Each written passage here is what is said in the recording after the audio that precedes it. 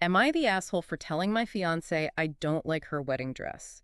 So my fiance has been planning our wedding, and she's been showing me pictures of the kind of dresses she likes, usually body hugging, kind of magical forest vibe. She went dress shopping with her bridesmaids a few weeks ago, and today she was so excited to show me the dress she picked. It is not at all what I was expecting. It's very poofy and sparkly, very princess, not really in line with the whimsical forest theme she's been talking about. She asked me what I thought, and I specifically asked her if she wants the God's honest truth and wants me to critique the dress, and she said yes. So I told her honestly that I don't really like it. She got really quiet and stormed back upstairs and then stormed out of the house and went to her mom's. Texted me saying she couldn't believe I would say I didn't like it and what a dickhead I am and has block number. Wow. Okay, my immediate hot take. Mm-hmm. This poor guy, he walked straight into that one, like straight into a wedding dress-shaped Venus flytrap. Ah, that's one way to put it. He asked, "Do you want the God's honest truth?" Sure. But come on, some questions have only one right answer, Yeah. especially about the dress. It's like asking if you like someone's new baby. You just say yes, enthusiastically. Well, yeah, the sequence of events is pretty dramatic. The excitement, the blunt honesty, the quiet, then storming out, the texts, the blocking. It paints a picture, doesn't it? A picture of deep hurt, yeah. Yeah. And a fiancé probably kicking himself. Definitely regret. But what strikes me beyond the initial drama is just how fast and severe her reaction was. Blocking him. That's a big step. It really is. It Yeah. suggests his words cut deeper than maybe just, "I don't like the sparkles." Perhaps. So the post goes on about the aftermath, the silence, running to mom, the dickhead text, which, yeah, charming, Right. and then the block. And he admits feeling like a huge dick, a bit late maybe, realizing some truths are best kept under wraps. Especially when thousands of dollars and lifelong memories are on the line. Which brings us to that key question from the subreddit. Was he actually the asshole? Or, as a lot of commenters suggested, maybe just an idiot. A bit clueless. Yeah, the idiot verdict was popular. Not malicious, just Yeah. dumb move. But let's look at the fiancé, too. I mean, asking for the God's honest truth after she's already bought it. And it was $9,000. $9,000 out of a $10,000 budget for her and the bridesmaids, apparently funded by his inheritance. That's a relevant detail, I think. Definitely relevant. So, yeah, did you kind of set him up asking for honesty after the non-refundable purchase? It does feel a bit like a trap, doesn't it? Because if he says, no, don't give me your honest opinion, what does that imply? Right. It implies you know he won't like it, or you know you shouldn't have asked. It's awkward either way. It's a total double bind. And you have to think about her motivation. She was so excited, the post says. Yeah.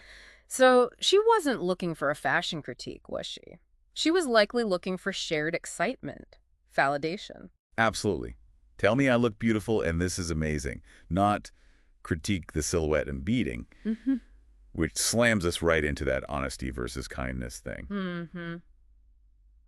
Is brutal honesty ever okay in these situations? I lean towards no, personally, not here. There was that advice someone mentioned in the comments, the true, necessary, kind framework. A statement should be at least 2 of those. Okay, let's apply it. Yeah. Was his statement true? To him, yes. Was it kind? Definitely not. Was it necessary? That's the kicker, isn't it? Necessary after the purchase? Probably not. So it maybe only hit 1 out of 3. Which is a failing grade in relationship school. Now, the counter argument is, honesty is vital for marriage. And some people saw her reaction, the blocking especially, as a huge red flag. Immature, poor communication. Oh, yeah, people definitely called that out. But you still got to weigh that against the context, right? Reading the room. Understanding the unspoken rules. Because there are unspoken rules, aren't there? Totally. Like, you don't criticize the wedding dress once it's bought. You just don't. Or the baby's name. Some things are sacred. It falls into that category. Unless maybe you have a partner who explicitly, genuinely always wants the unvarnished truth no matter what. Which seems unlikely, given her excitement and reaction here. It does seem unlikely in this case. So it points back to a misread, a failure of emotional intelligence, perhaps? Okay, let's talk about the dress itself for a sec. Because there's this clash, right? She'd been talking whimsical forest, maybe body hugging. And he was picturing that maybe something sexy, as he implied. And then bam, she shows up with poofy and sparkly. Disney princess vibes, according to him and some commenters. Yeah, which shows how whimsical forest can mean very different things to different people. His forest is maybe ethereal and sleek. And hers is like fairy tale ballroom in the woods. Possibly. And wedding dresses often do their own thing, don't they? They aren't always strictly thematic. Sometimes they're just the dress. True. And maybe a big sparkly princess gown does fit her idea of a magical forest wedding. Who's to say? Exactly. And we can't ignore the emotional weight of the dress. For so many brides, it's huge. It's about feeling beautiful, special. Like a princess, Yeah. ironically. Even if he didn't mean it kindly, it's symbolic. Deeply symbolic. So his "I don't like it" wasn't just about fabric. It likely felt like he was saying, "I don't like your vision," or "I don't like how you feel in it." Yeah, ouch. That lands much harder. It Mm. probably made her feel instantly self-conscious. Which is the last thing you want someone feeling about their wedding dress. So the big question becomes, how does he fix this? Assuming he wants to. And assuming she unblocks him. Yes, that too. Well, the advice online seemed pretty consistent. Apologize. Sincerely. Carefully. Right. And the key distinction many people made was apologize for being insensitive, for the timing, for hurting her feelings. Not necessarily for having the opinion itself. Don't backtrack entirely and pretend you love it, maybe, Yeah. but own the impact of sharing it then. Yeah, validate her excitement, her feelings. Say, I messed up by saying it like that, especially when you were so happy and had already bought it, something like that. Exactly. Focus on the delivery and the context. Maybe, as some suggested, try to find something positive. The way it sparkles is amazing, or you look so happy in it. Or maybe suggest looking at accessories together, something collaborative to like bridge the gap. Potentially. Small gestures. But that locking thing, you have to come back to that. Yeah, the comments really hammered that point. Childish, alarming, major red flag. It does seem like a disproportionate response, doesn't it?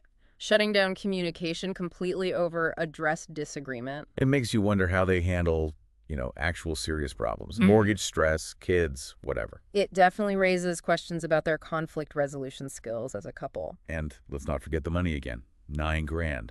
Was he fully aware of the cost beforehand? Even within the budget, was that specific amount discussed? Good question. It touches on that broader theme of financial communication, shared decisions, really crucial stuff for a marriage. Maybe this is their first big, messy fight. A trial by fire before the wedding. Could be. And how they navigate this will tell them, and us, I suppose, a lot about their future.